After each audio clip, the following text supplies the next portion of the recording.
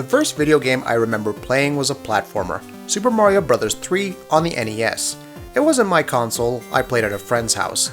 I was very young, no more than 7. My parents wouldn't allow video games into the house for another few years, and the jury's out on whether that was a good decision or not. Mario is synonymous with Nintendo and gaming as a whole, but for a very long time, every platform maker had its platformer, and each carried a mascot into the consciousness of everyone who enjoyed games. Nintendo had Mario and Banjo-Kazooie, Sega had Sonic, Sony had Spyro and Crash Bandicoot, and later Jax and Daxter and Ratchet and Clank, but Microsoft, well, Microsoft was the exception. It wasn't for lack of trying. The list is long. Blinx the Time Sweeper, Azurik, I bet you forgot all about that disaster, huh? Voodoo Vince, iNinja, Cameo, the list goes on. They weren't all bad games per se, or bad ideas. Blinx and Cameo in particular have seen something of a critical reevaluation in recent years. But none of them caught on at the time, and of all of them, only Blinx received a sequel. But every couple of years, Microsoft tries again. Fortunately, their latest attempt might be their best. Super Lucky's Tale is technically an indie game, but you probably wouldn't know it by looking at it. Developer Playful Corp has gone all out here, delivering a full-fledged, charming, and fun platformer at a budget price. Like most platformers, Super Lucky's Tale has a simple setup. When it starts, Lucky is waiting for his older sister Lyra to come home, dreaming of the day when he can set off on his own adventures. Lyra is a guardian, a fox tasked with protecting the Book of Ages, and Lucky desperately wants to be one too. When Lyra returns with the book, she's not alone. She's being pursued by Jinx, a mysterious cat villain who wants to use the book's power to reshape the world. Jinx is aided by the kitty litter, this is a platformer, cute puns abound, is mischievous kids who aren't really all that great at this whole being evil thing. The group ambushes Lyra and Lucky, and while defending his sister, Lucky is sucked into the book. The problem is that Jinx and the kitty litter are sucked in with them. To protect the book, Lucky has to free the various worlds within from the kitty litter's control, and somehow find a way out of the book and back to his sister. It's a simple setup, but it works here. What really sells it is the writing. It feels odd to say that about a platformer, but Super Lucky's Tale is genuinely joyous and funny. Master Mittens, the kitty litter's ninja, often pontificates on the benefits of Mushu, yes, that's what it's called, and how his code requires that he give Lucky tests to pass before they can fight. Tess, the group's tinkerer, yaps about her latest invention and always lays out her evil plans for Lucky at the beginning of each stage. The best part is that these characters aren't inherently mean. They give Lucky a chance, and any violence that takes place isn't permanent. Your battles with them feel like more of a lighthearted gag than a life or death struggle, and the game is better for it. It makes the game lighthearted and fun. Even the background characters get in on the action.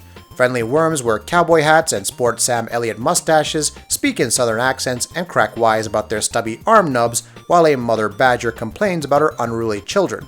There's even a sense of joy in the mechanics as Lucky laughs infectiously when he does something particularly impressive. Yes, this is a game for kids, but it's a joyful one that can be enjoyed by anyone who misses platforming's golden age.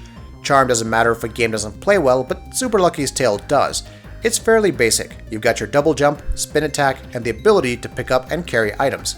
What makes Lucky unique is that he can dig underground, which he can use to travel, collect items, avoid damage, bypass obstacles, and attack enemies. All of these abilities are tuned well, and after the exploratory learning curve that accompanies all platformers, you'll realize you've got all the tools you'll need to tackle everything the game throws at you. And it certainly throws stuff at you. The setup is similar to the older Spyro games. You're dropped into a themed land filled with portals that take you to various smaller levels. The lands are dotted with coins to collect and things to do, but the real point of the game is to grab clovers, which can be used to unlock more levels. They're scattered through side missions in the lands, but the levels are the real way to get them. Each has 4, one for completing the level's objective, one for collecting 300 coins, one for completing a secret objective, and one for finding each of the letters of Lucky's name, which are scattered throughout each level.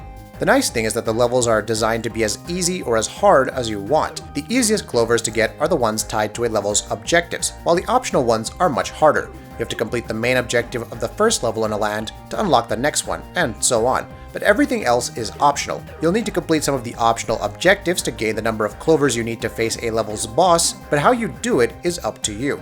This system makes for replayable levels that adapt to what you choose to do. Low on lives and feeling stressed? Stop chasing the optional objectives and focus on the main one. Or head back out into the land proper and collect some coins so you can grab another life. You could also head back and do some optional missions, which range from solving puzzles to navigating a maze and collecting coins after Tess shrinks you down into a marble for study. Super Lucky's Tale wants you to play it on your own terms, and no matter how you choose to play, it's designed to be fair, precise, and fun.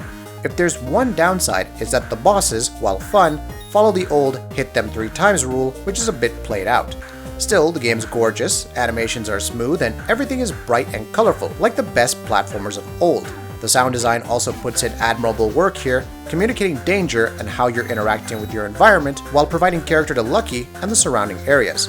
If we have one complaint here, is that the lighting sometimes feels off and perhaps a bit too static, but this is a very minor qualm in a game this good.